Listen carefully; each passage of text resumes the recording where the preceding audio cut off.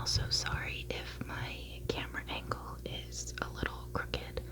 I am literally using a mirror to try to see where the placement is for the book in front of my phone so the words aren't backwards. So I'm recording with my front face camera and I'm using a mirror to try to pinpoint where I need to be in the shot, and to me it looks like my camera might be a little tilted, but I'm not messing with this anymore. So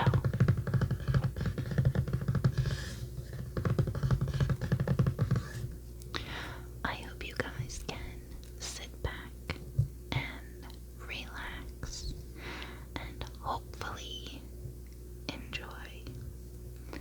Let's get started. If I can get the book open, that is.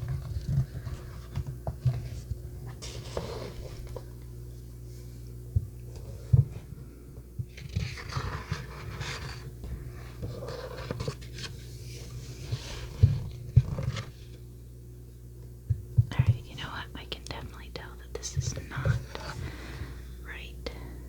Sorry. We're gonna mess with this for a minute. Move it down just a tiny bit. I still can't tell if it's actually crooked or not, but oh well.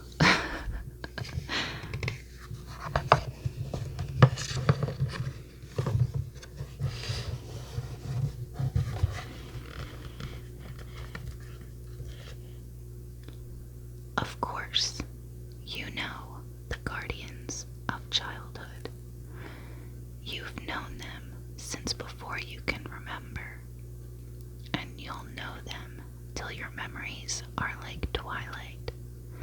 Santa Claus, the Tooth Fairy, the Sandman, the Easter Bunny, and the others. But the very first one was the Man in the Moon. Many once upon a times ago, the Man in the Moon began his journey. It was during the Golden Age, a glorious time of hope and happiness and dreams that could come true.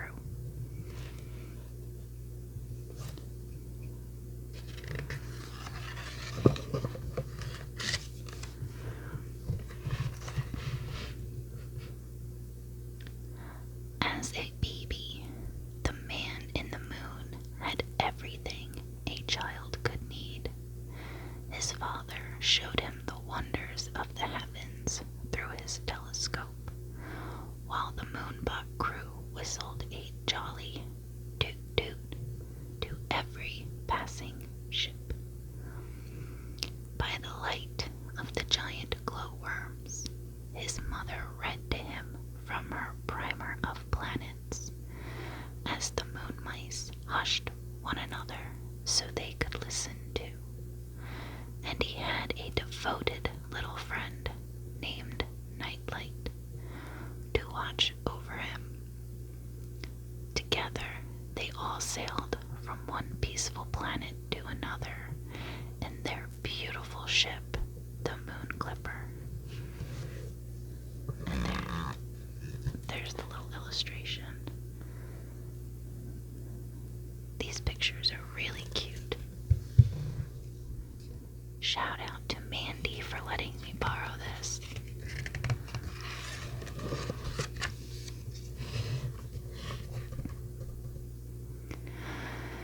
At night, the Moon Clipper was designed to turn into a moon.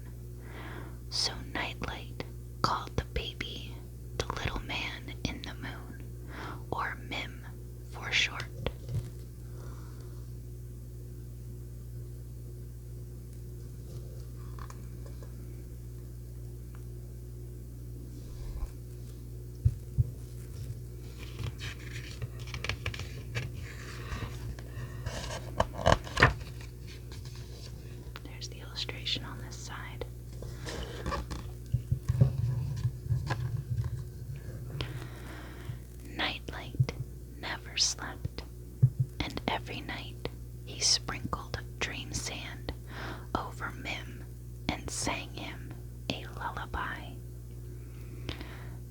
light, bright light, sweet dreams I bestow.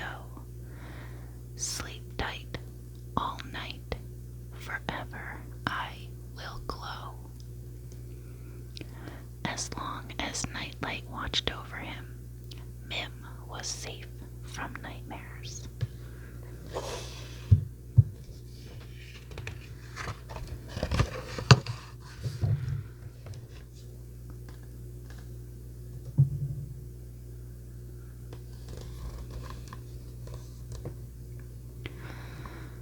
But darkness came to the golden age. It came in the shifting shape of Pitch, the king of nightmares. He had heard of the boy who had never had a nightmare, and this he could not abide. So he vowed to make that boy his own, a prince of nightmares. In search of Mim, Pitch sailed in his nightmare galleon on waves of fear, plundering planets, extinguishing stars, and scuttling every airship that crossed his path.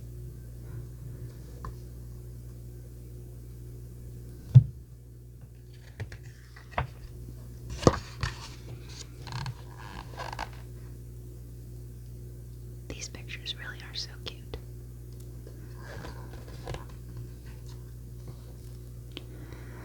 Mim's parents knew of the perfect place to hide, an uncharted little green and blue planet in a distant galaxy.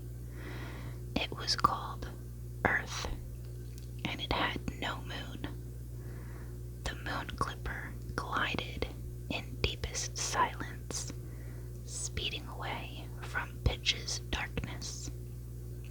Suddenly, out of the gloom, the nightmare galleon appeared, so close to Mim could see Pitch standing on the bow. Toot toot, asked the baby. Where is that oh so innocent child who has never had a nightmare? Pitch demanded, glaring straight at Mim. Then he signaled the attack.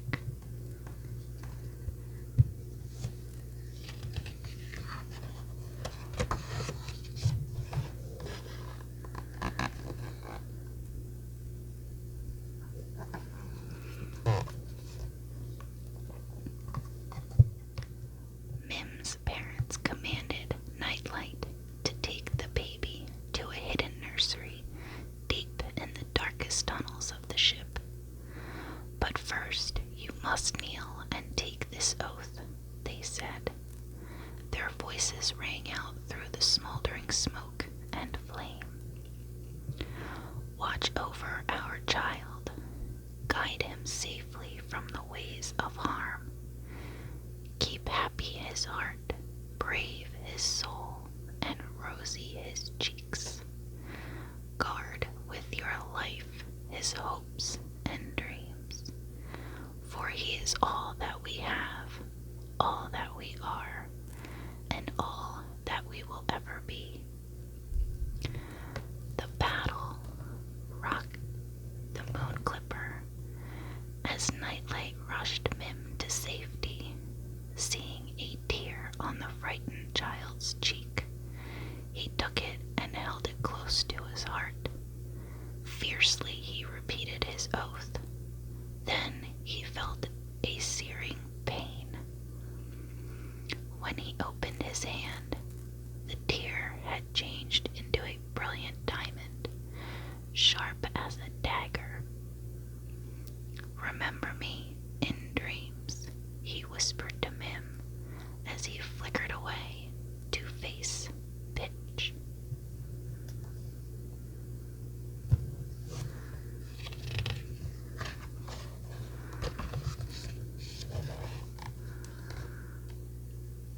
I'm sorry about the glare, guys.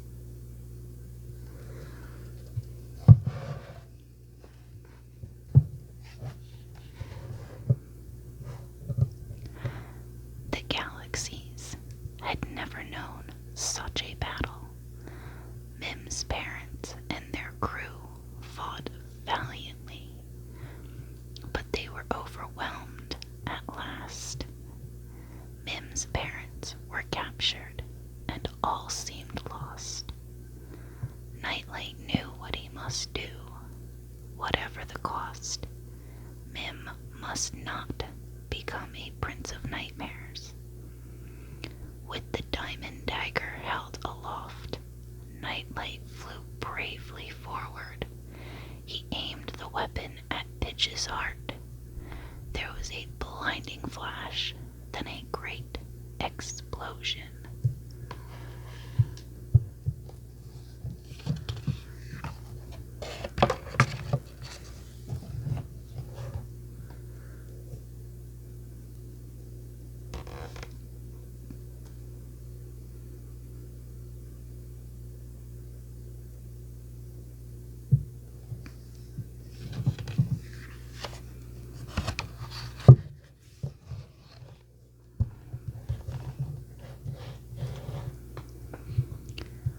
When all was still, Mim crawled up to the surface. "Toot toot," he whispered. His parents didn't answer. He looked around him. Pitch and his galleon had vanished. The beautiful hull of the Moon Clipper had been blasted away. It was now just a moon and would never sail again. "Toot," he called once more and listened. Again, no answer came. Finally, he looked up at the sky. He saw a group of new stars shimmering above him. He stared at them until he was sure. His mother and father were there, far away, but still there.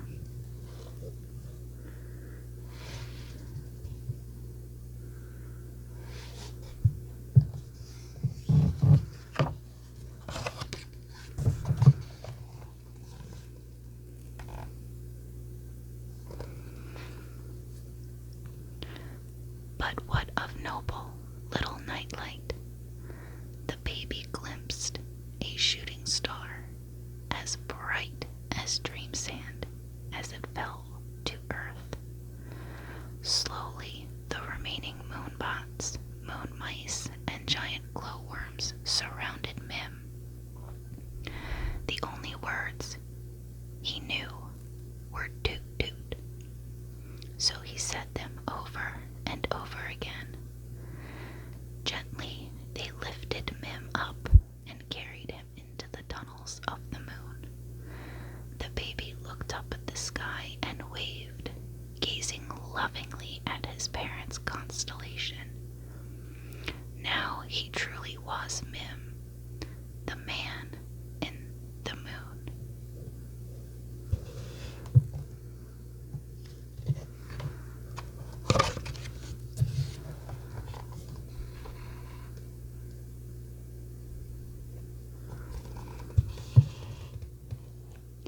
Mim's new life had many comforts. Every night, one of the lunar moths would circle the moon with Mim on its soft, woolly back. He'd stay awake long enough to see his parents' constellation. Then he'd sleep and dream of Nightlight and their gentle golden age.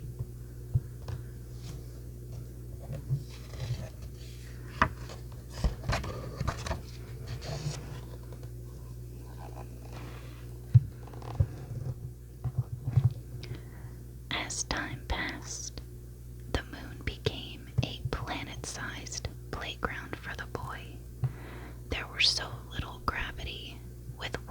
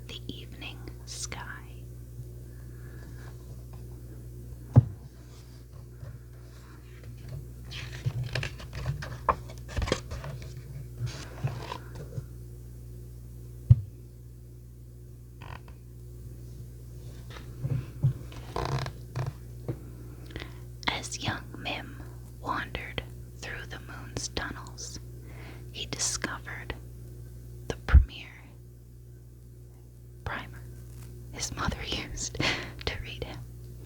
In the book was something he had completely forgotten: the little green and blue planet. He ran to his father's telescope. As he peered into it, he remembered the long ago shooting star that had fallen to Earth, but it was not nightlight. He found, "There are children on Earth, children like me," he cried.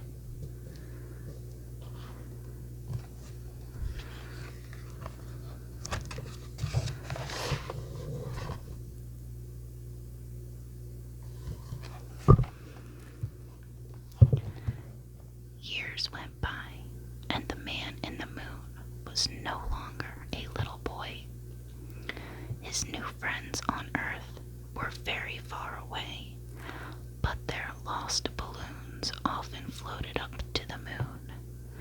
Mim found that if he held them to his ear, he could hear the hopes and dreams of the children who had lost them. He listened carefully.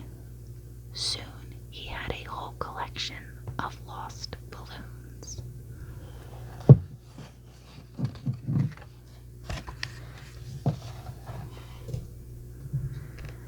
This by far is my favorite picture.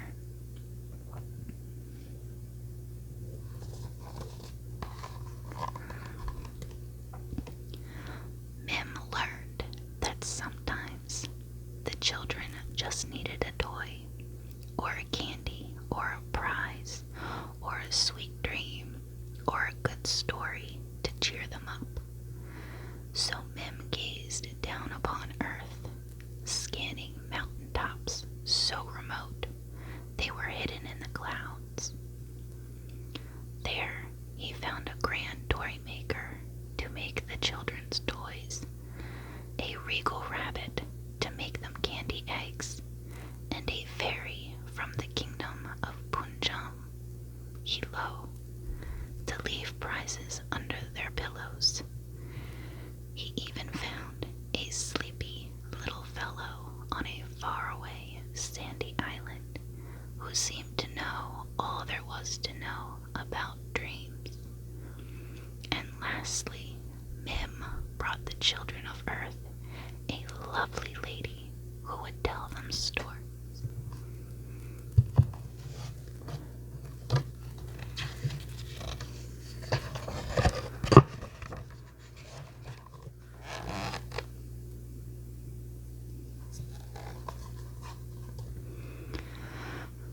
But for all the joy Mim brought to Earth, there was one thing he had not been able to change. The children were still afraid of the dark. Although Pitch and his nightmare men were nowhere to be seen, Mim knew that the children still had nightmares. And after all this time, he had never had one himself. Mim thought he would know everything when he grew up, but of course he did not. This growing up is a tricky business, he said to himself. Every day he listened to the lost balloons and watched the children through his telescope and wondered how he could help them. If only I could find them a friend like Nightlight, he thought.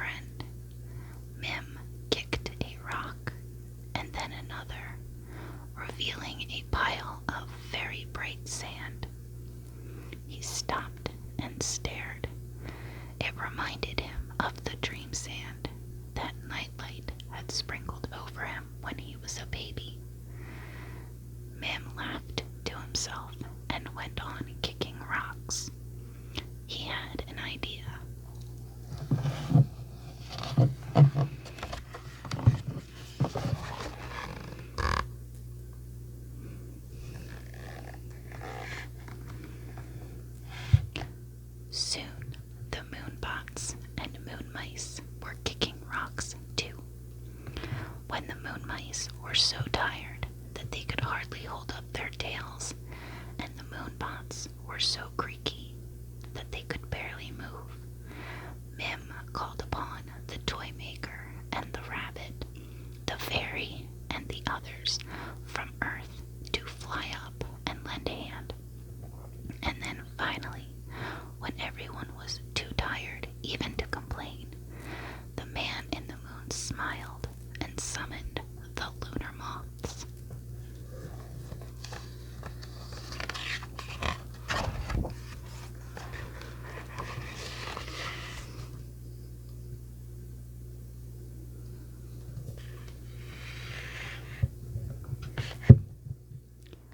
The bright sand had made the moon 100 times brighter.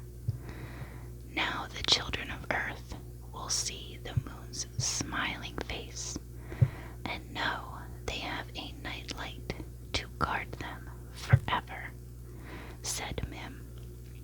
And for a moment the distant stars of his mother and father sparkled more brightly than ever before. Mim began to sing. It was an old song, a beloved song, and they all joined in. Night light, bright light, sweet dreams I bestow. Sleep tight all night, forever I will glow.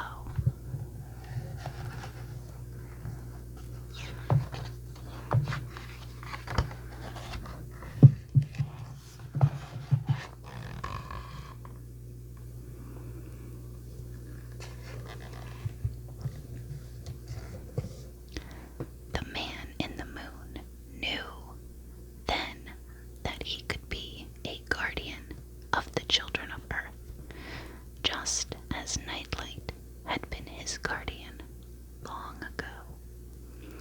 But he would need help, and so he gathered everyone together. Now, my friends, he said, kneel and take this oath.